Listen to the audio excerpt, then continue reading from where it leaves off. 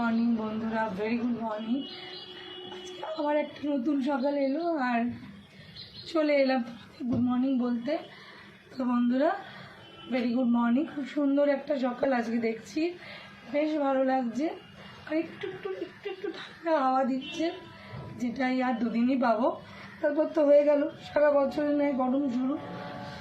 চলো, very good morning.